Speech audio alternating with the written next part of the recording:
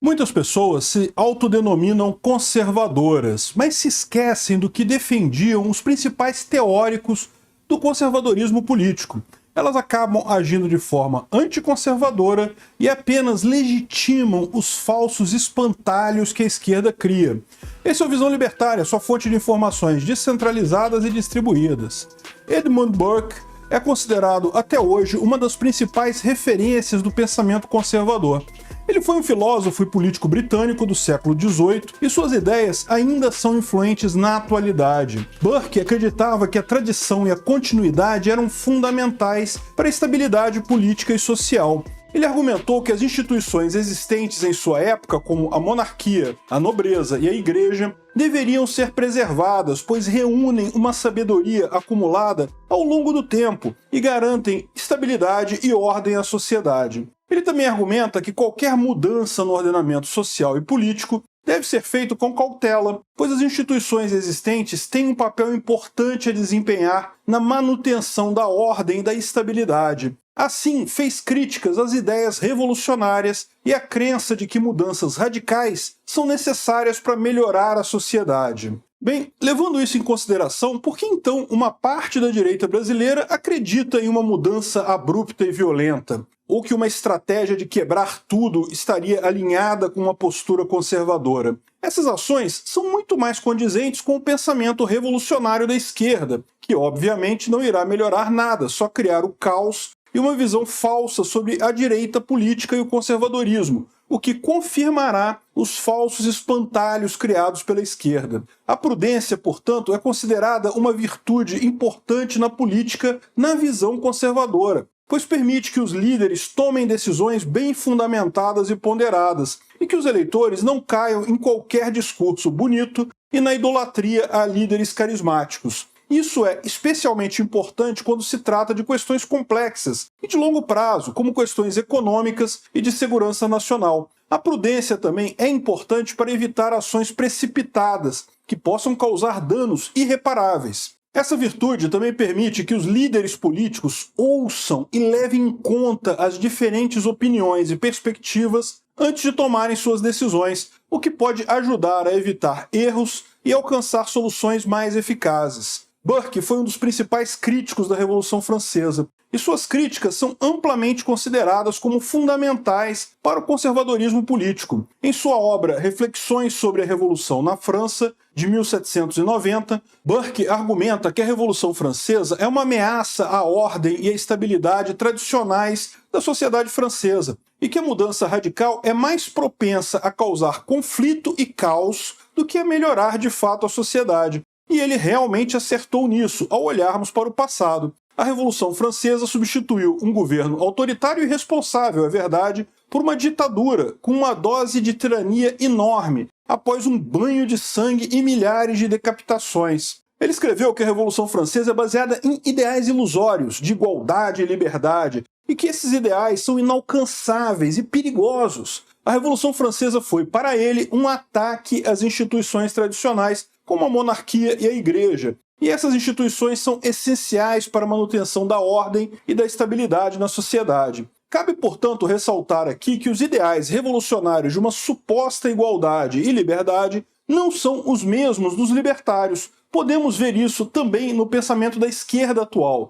que tanto fala sobre igualdade e às vezes até em liberdade, mas o sentido que eles dão a esses termos são totalmente distintos daqueles que nós, libertários, atribuímos. Na visão da esquerda, a utopia de uma sociedade perfeita seria imposta à força pelas mãos de ferro do Estado, o que acabaria por suprimir direitos individuais de todas as pessoas, e como consequência, a liberdade se tornaria impossível. Burke também argumentou que a Revolução Francesa é baseada em uma visão equivocada da natureza humana, e que toda tentativa de mudar a natureza humana é destinada ao fracasso, visto que a natureza humana é complexa e as mudanças radicais são mais propensas a causar conflitos e caos do que melhorar alguma coisa. A Revolução Francesa, então, não passou de uma grande ameaça à liberdade individual e que a tentativa de estabelecer um Estado totalitário é destinada ao fracasso. A liberdade individual, em sua visão, é essencial para a vida humana e que o Estado deve ser limitado em sua capacidade de interferir na vida das pessoas. a estabilidade é importante para garantir a segurança, a ordem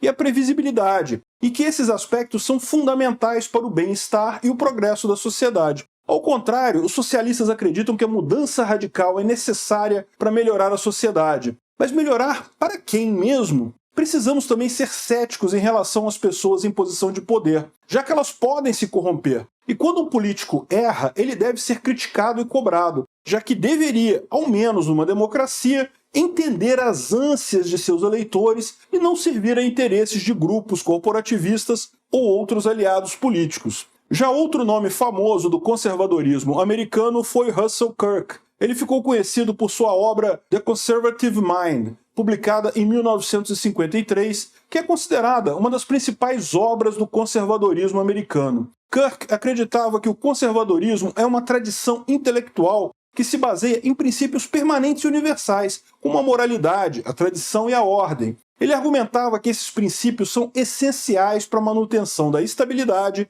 e da continuidade da sociedade. Ele também acreditava que as instituições tradicionais, como a religião, a família e a propriedade privada, são fundamentais para a manutenção da ordem e da estabilidade numa sociedade, o que não difere muito de boa parte dos libertários. Para ele, essas instituições têm uma sabedoria acumulada ao longo do tempo e que as mudanças radicais são mais propensas a causar o caos e não levar a lugar nenhum. Kirk também defendia a importância da liberdade individual e dos direitos individuais, argumentando que o Estado deve ser limitado e que o poder deve ser dividido entre diferentes instituições para evitar a concentração de poder. Aqui podemos lembrar que os libertários defendem a pulverização do poder através da descentralização, uma forma de evitar que os males da concentração do poder recaiam em poucas pessoas. Ele também defendia a importância da religião e da moralidade na sociedade e argumentava que a falta de valores morais e espirituais pode levar ao caos e à desordem.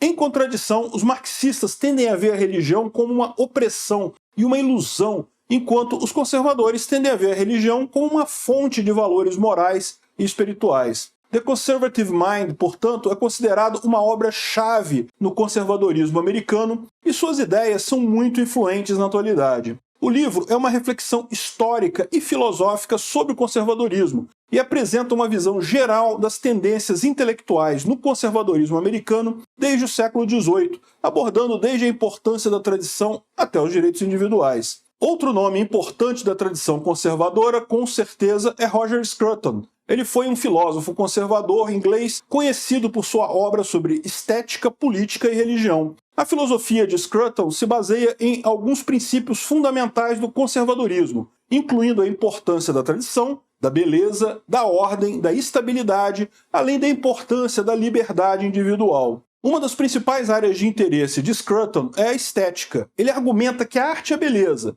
que se mostram inclusive na arquitetura, são fundamentais para a vida humana e para a compreensão da sociedade. Em sua visão, a arte e a beleza são importantes para a criação de um imaginário na sociedade que vai contribuir para a manutenção da ordem e da estabilidade. Outra área importante de interesse dele é a política. Ele argumenta que o conservadorismo é uma tradição intelectual que se baseia em princípios permanentes e universais, como a moralidade, a tradição e a ordem. Concordando com outros conservadores aqui citados, ele também vê esses princípios como essenciais para a manutenção da estabilidade e do avanço numa sociedade. Scruton argumenta que a liberdade individual é uma condição necessária para a dignidade humana. Para ele, o Estado deve garantir que as pessoas tenham liberdade para tomar suas próprias decisões e para viver suas vidas como desejarem. Assim, compreende que a liberdade individual é essencial para a criação de uma sociedade livre e justa.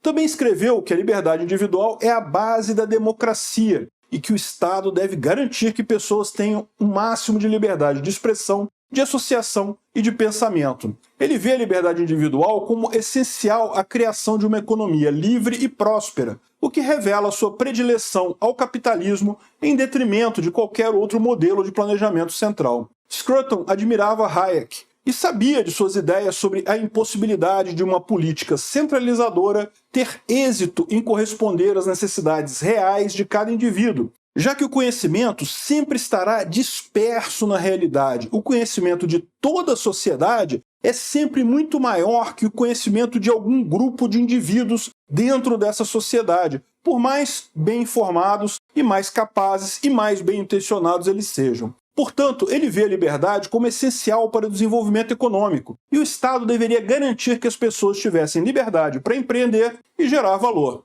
É importante aqui trazer uma visão sobre o conservadorismo na ótica libertária. Murray Rothbard, conhecido como o pai do libertarianismo moderno, já concordava em alguns pontos com os conservadores sobre o fato de existir uma moral objetiva. No entanto, todo bom libertário sabe que é possível haver uma verdadeira escolha moral se o indivíduo, primeiramente, tiver a liberdade para fazer essa escolha. Ela precisa ser espontânea e sem imposição coercitiva. É o que se conhecia como livre-arbítrio desde Santo Agostinho. Rothbard escreve em uma crítica a conservadores e libertários. Ao concentrar-se no fim da escolha, o conservador, ao negligenciar as condições dessa escolha, perde aquela mesma moralidade de conduta com a qual está tão preocupado. E o libertário, ao contrário, concentrando-se apenas nos meios ou condições da escolha e ignorando os fins, joga fora uma defesa moral essencial de sua própria posição. O libertário, como podemos perceber, não é contra a moral e as tradições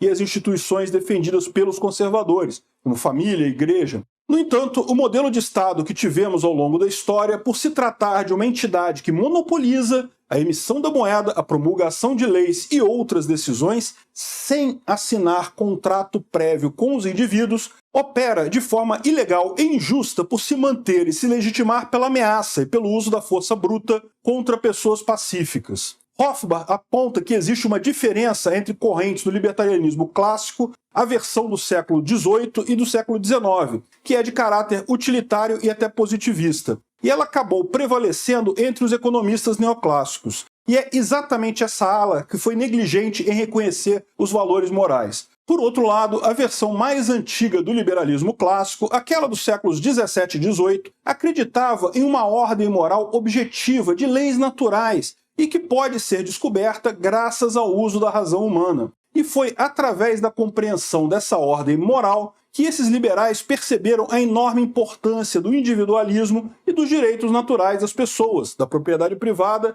como um fim político. E os libertários de hoje, sobretudo os seguidores de Rothbard e Hoppe, não são pessoas amorais e relativistas. Muito pelo contrário, é reconhecendo a natureza imoral e antiética do Estado que nós libertários somos contra essa instituição tão tirânica e violenta. Rothbard reconhecia que numa sociedade civilizada, regida pelo que ele considera como direito natural, haveria uma harmonia entre a ética e a liberdade. Ele escreveu: devidamente desenvolvida, a relação entre liberdade e ética é uma harmonia pacífica e coesa, uma harmonia de uma lei natural unificada em vez de uma tensão precária. Na esfera política, essa harmonia se dá pelo confinamento do braço coercitivo do Estado, em defesa dos direitos individuais de propriedade. Por fim, convidamos todos os conservadores que ainda acham o Estado legítimo a estudar os autores conservadores do século XVII e XVIII, e em seguida a tradição do pensamento que parte da ética da propriedade,